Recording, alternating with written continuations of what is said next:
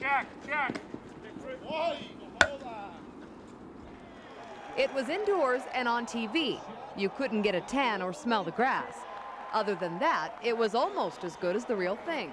Popcorn. Cracker Jacks. I think it's history.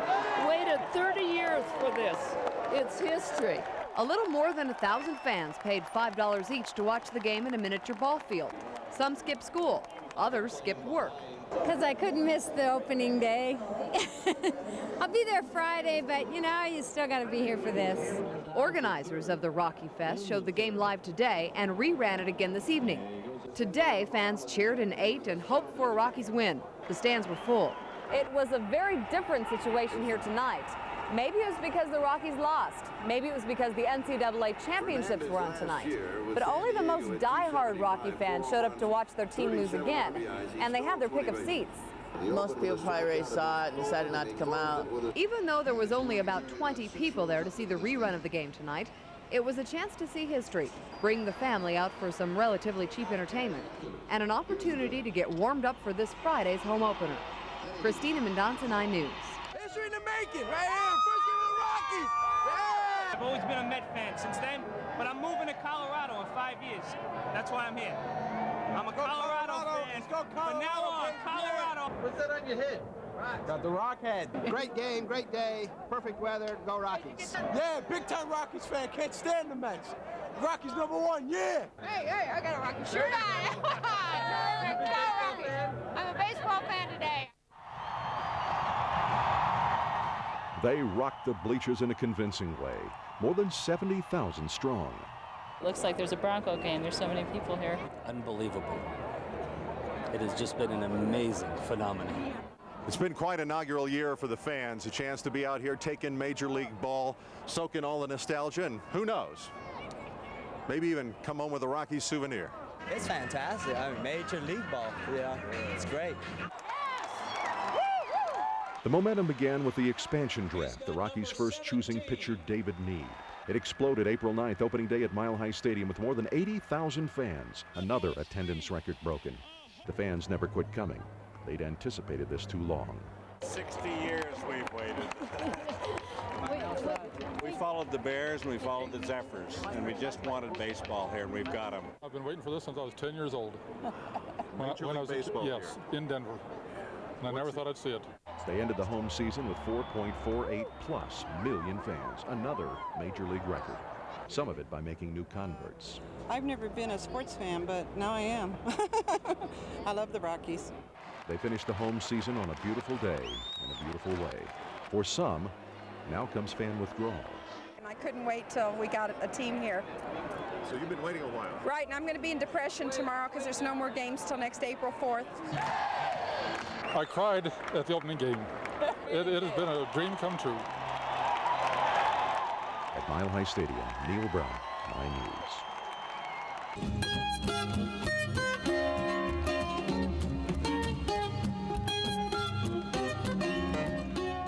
It won't be long now. The workers will be replaced by fans. The groundskeepers replaced by players, even if they are replacement players. When people set foot in Coors Field, be it in 2 weeks or 2 months, maybe their disgust with players and owners will fade for a time, be replaced with pride. It really is a field of dreams.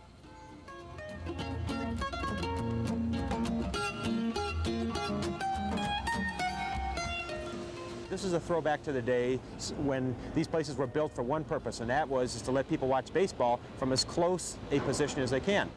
What really strikes you about this place are the little things, the logos on each row of seats, the giant logo over the scoreboard. Did you notice the ball is really a clock? The state flower, columbines, etched in the stone, and the mountain views from the club and upper decks. Those purple seats, the row signifies 1 mile high. And that area in the right field wall, it's going to be the old-fashioned scoreboard to be updated by hand. In fact, most of the ballpark was built to reflect history. Well, there's a lot of history in this neighborhood already. One of the first professional ballparks in Denver was reportedly built back here in the 1800s, just outside the right field entrance to Coors Field. This is the kind of place you can just walk into, stop, look around, and get the feeling that you're watching an old-time baseball game.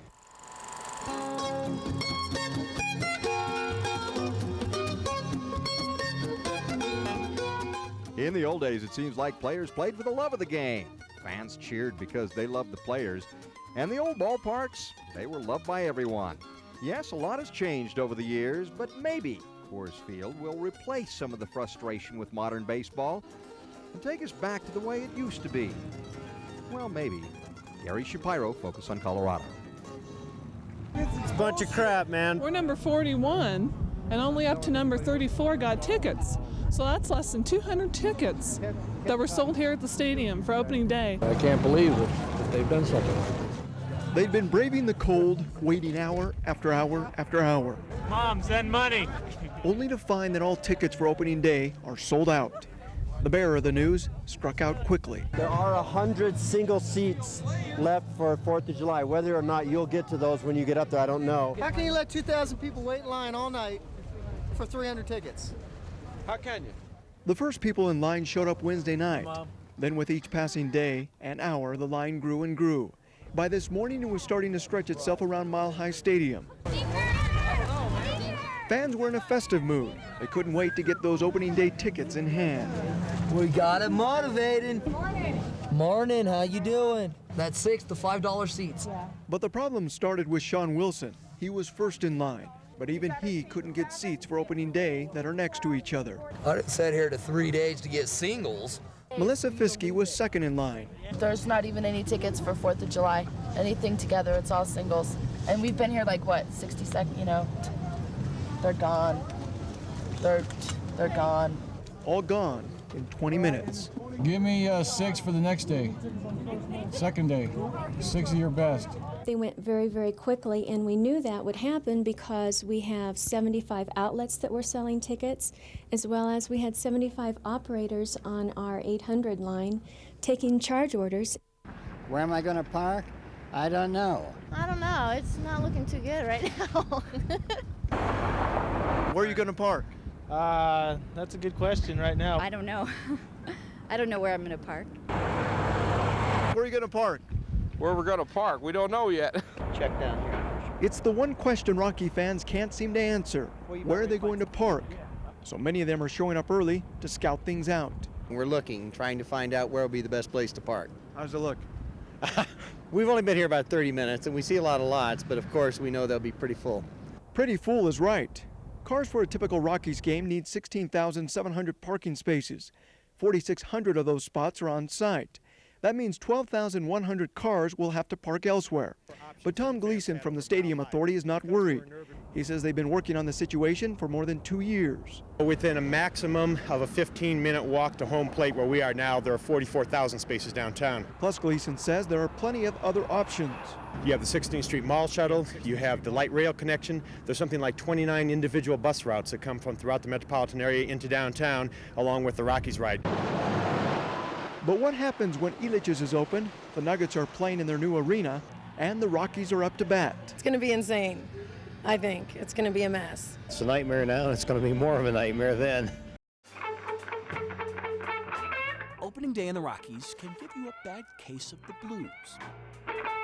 Take, for example, Matt Dewar and Brandon Whalen. Once it stopped snowing, we decided to move to the concrete that wasn't quite as wet because we were right in the middle of all the puddles of snow. Yeah, we didn't think about that. Last night's storm is but a memory in perhaps everyone's mind but theirs. They got into this line for rock pile seats long before anyone else. About 10:30 last night, in the middle of the blizzard. Yeah, the snow hurricane, yeah. This guy came out on the top of his sweatshirt was soaked. I'm like, dude, you got to take that wet sweatshirt off. But it was either this or a day at school. Who cares about math? Yeah. Baseball. Well, the only math I know is that it was negative 212 degrees Kelvin last night. Money well spent, Mom and Dad. Thank you very much. The seats didn't fare much better. Sure, it may look pretty, but it's also pretty difficult getting ice and snow off tens of thousands of seats. Opening day, it doesn't matter if it's been a foot of snow, I'd have still been here. But drip by drip, it did manage to get a bit warm. Hey, pearly whites. Maybe not that warm, but warm enough. Sun's out. Looks like it's going to be a good day. Pick a window. And in the end, our frozen pair managed to get their seats. This represents America right here. Was it worth it? They say Sort of. Some girls would have been nice, but If only the hot tub would have shown up a little earlier. Yet another reason. I'll settle with this. Singing the blues. Rockies programs. Defending National League champion. Opening Day 2008 was much different from today. People pouring into Coors Field then were thinking about home runs rather than losing their homes. On the eve of opening day this year, the pressure of filling these seats is greater than ever before and also more uncertain. You know, you just kind of wait and see. And Rockies Vice President of Business Operations says it's hard to predict what the season will hold, but they are banking on their value packages bringing more people to the Diamond. They're $4 tickets and they're dollar tickets. So if you're under 12 or if you're over 55, you come for $1. And everyone in between is $4. Downtown businesses say they can't afford for this not to be a good season. This particular property, lives and dies by baseball. The tavern downtown sits 100 yards away from Coors Field, so what's happening in these seats directly impacts these seats. People walk out of home plate entrance, walk by our front door to go to their car, and they stop in for a beer. If they're not going to the stadium, we're going to suffer from that for sure. Frank Schultz says he's cut prices to keep people coming into the tavern throughout the year, but it's becoming tougher and tougher to do business that way. I mean, one of the challenges that we have is that the beer companies and the liquor companies are raising all their prices. It's certainly a different time we live in, and on this eve of opening day, many in Lodo wait quietly, hoping for the best. Heidi McGuire, 9 News.